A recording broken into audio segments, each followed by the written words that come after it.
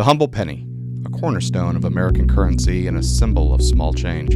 But today, the penny finds itself in the middle of a hot debate.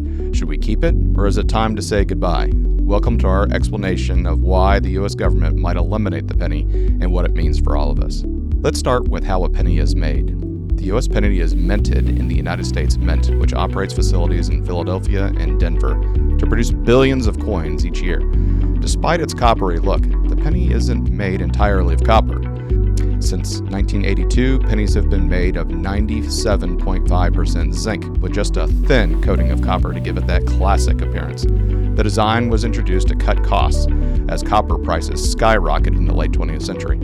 Each penny is stamped from a zinc disc coated in copper and meticulously inspected for quality before it enters circulation. This manufacturing process may seem straightforward, but here's the catch. Every single penny costs about 3.7 cents to make.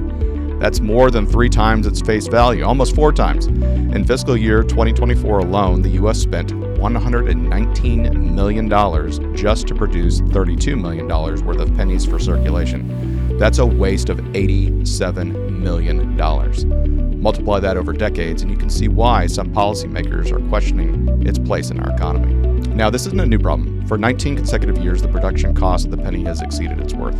The U.S. Mint's annual reports reveal just how inflation, rising metal prices, and mostly zinc, which is what the switchover was designed to reduce costs, and increased manufacturing expenses have contributed to the penny's growing cost.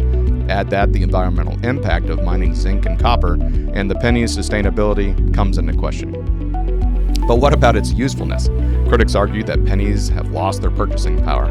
In fact, most vending machines, toll booths, and parking meters won't even accept them. Most of us let pennies pile up in jars, lose them under the couch cushions, or leave them at checkout counters. This lack of circulation means the mint has to produce more to replace those that are effectively lost. Other countries have faced the same dilemma. Canada, for example, stopped producing pennies in 2012, citing high cost and low utility. Businesses round cash transactions to the nearest 5 cents, and studies show that its impact on consumers has been negligible. In fact, the transaction was so smooth that many Canadians barely noticed. Could the U.S. follow suit? So here we go. Enter the Department of Government Efficiency, or DOGE, led by Elon Musk. This innovative initiative aims to trim $2 trillion from the national budget by identifying and addressing inefficiencies across government operations. Eliminating the penny is just one piece of this ambitious plan. DOGE's mission is to streamline costs, reduce waste, and redirect resources toward critical areas like healthcare, infrastructure, and national defense. By phasing out the penny, DOGE estimates taxpayers could save over $100 million annually. These savings might seem small compared to the $2 trillion target, but they symbolize a broader effort to rethink outdated practices. This initiative is more than just about coins. It's about leading a culture shift towards fiscal responsibility and setting a precedent for bold reform. However, some worry that eliminating the penny could create new challenges. The nickel, which costs over 14 cents to produce, might need to be minted in greater quantities. This could affect and offset savings from discontinuing the penny. DOGE is actively researching solutions, including potential changes to the composition of other coins to reduce costs further and ensure a seamless transition.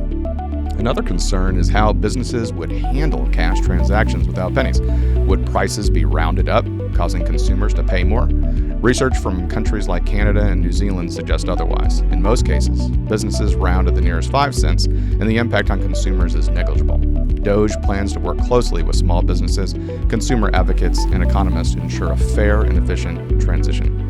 Now, about 15 years ago, I was at a ski resort, and you can imagine my surprise when I bought a sandwich at the top of the mountain at their little cantina, and the change came out to something and 37 cents, and they gave me 35 cents, and I said, oh, it's 37. They said, we don't use pennies.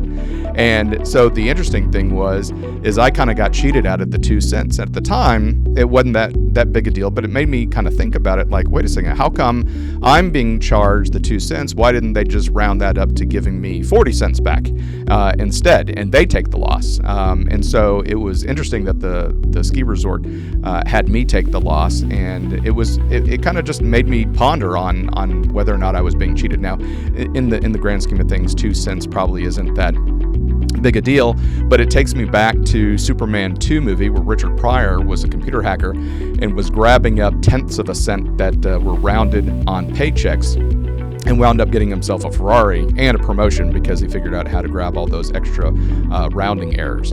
But still, this is an instance where there could be some people that are upset that they didn't get their 2 cents. However, if everything is just rounded and you never see that it was 37 cents or 38 cents or something like that to show that you're not getting your change, if it was just at 30, 35, 40, you'd never know that you were missing those 2 pennies. The debate over the penny isn't just about economics. It's also about tradition and sentiments. For many Americans, the penny represents Abraham Lincoln, the first president to appear on U.S. coinage. It's a tangible link to our history and a reminder of the values that we hold dear. And then there are the collectors who see the penny as a piece of art and history. Rare pennies like the 1909-SVDB can sell for thousands of dollars. For these enthusiasts, losing the penny would mean losing out a part of numeric culture, but even the collectors recognize the broader impacts of this debate. Now, I would definitely challenge that would increase the cost of the pennies that you have in your collection because there wouldn't be any more being made. In fact, I'll keep this jar just in case.